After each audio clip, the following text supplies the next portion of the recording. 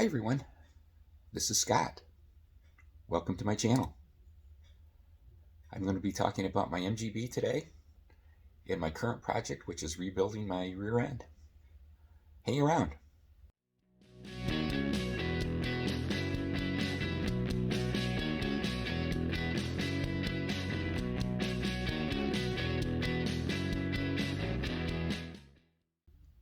So today I wanted to give you guys a walk around my car, kind of introduce it to you. If you've never, more than likely you've never actually seen it before. So we'll do that, and then we'll go into some of the details for the axle upgrade that I'm in the middle of doing right now. Okay, here's my car. As mentioned, I'm going to do a walk around here. Start with up here at the engine. So obviously this isn't a stock, if you know anything about MGBs at least, this is not a stock engine. This is something called an LS4. So it's a GM all-aluminum V8. It's got about 300 horsepower and about 323 foot-pounds of torque. I'm using a Mustang radiator, an early Mustang all-aluminum radiator. Does a good job of keeping things cool. I've got a Ford T5 transmission, so it's a 5-speed transmission. I should mention this LS4 is the front-wheel drive version that was put in some cars in the early to mid-2000s. I think they stopped doing it in about 2007 or 2008.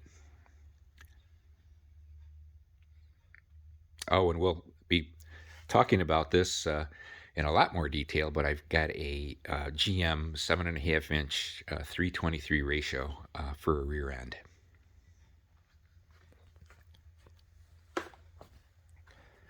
So the car itself is in pretty decent shape. I did a lot of body work to it in the late 80s. My friend Steve painted my car. Did a fantastic job.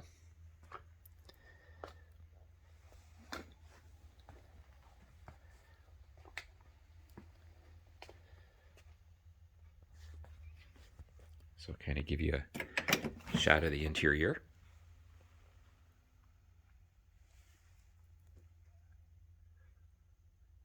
It's nothing special, but I did everything myself.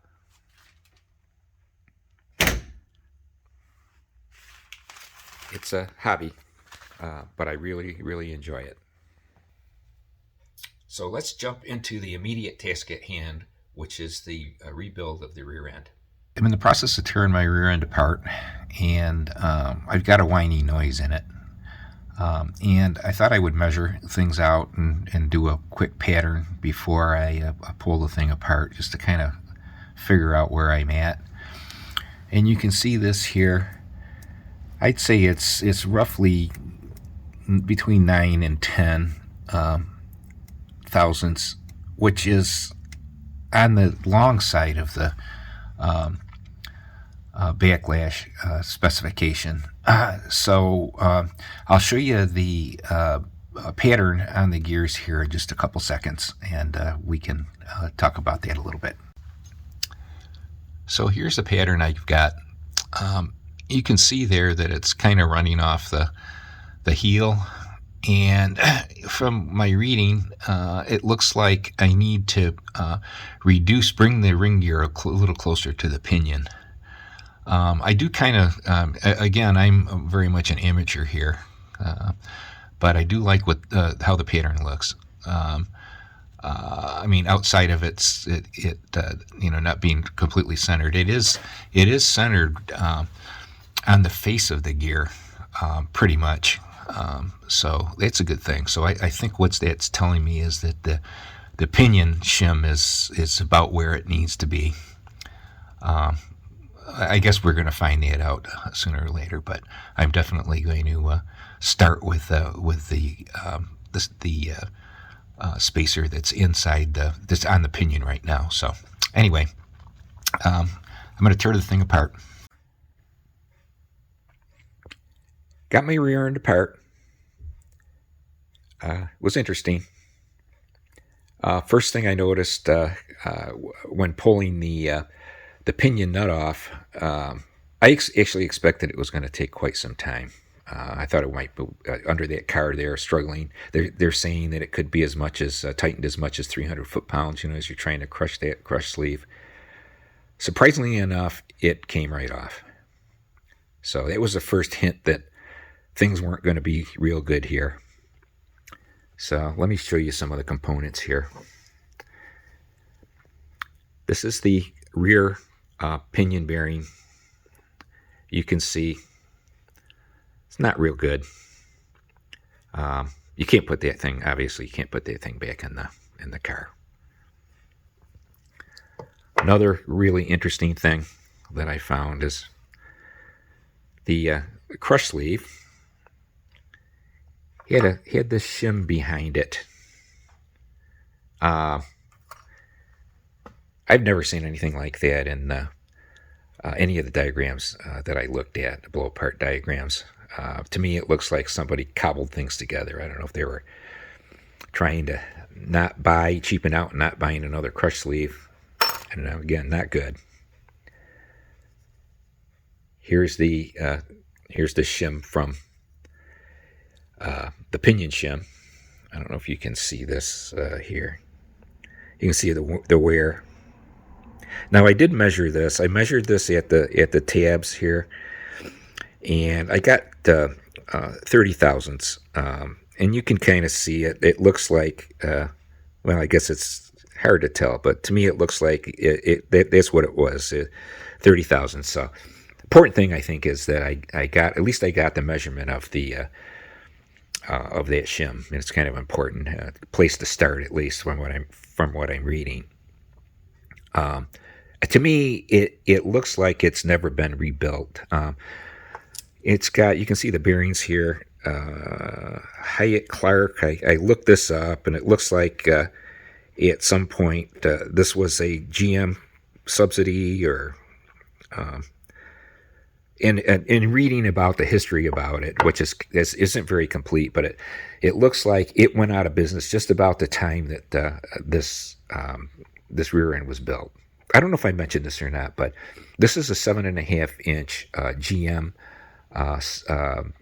rear end out of a F body, so Camaro Firebird, and I'm estimating it's from what I understand from the guy I got it from, it was early to mid 80s Camaro Firebird. So bottom line here, it's got to be rebuilt, right, completely. New gears and new bearings. So that's what I'll be working for here, or working towards here. So in this last part of the video, we're going to show the final disassembly of the carrier and the Yukon kit got here, and along with the rebuild kit. So we'll show you that, and let's get to it. Okay, I'm right in the middle of loosening the ring gear bolts. So occurred to me as I was doing this, I probably should at least capture a little bit of a video to kind of show you the way I'm approaching it. And bit by bit, I'm getting them loose. I'm trying to do it without damaging them. So I'll come back here. It's hard to, actually I wanted to mention as well that it's hard to film this when I'm beating on the bolts, trying to get them out of there. So I'll come back when I get it off. Ring gear removal.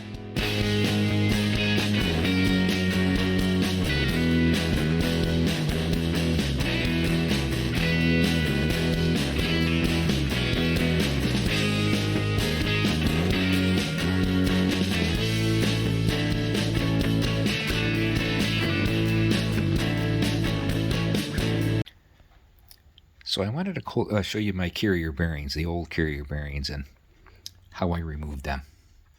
So you can see I cut a notch in it, and then used a chisel to kind of crack the bearing casing itself there.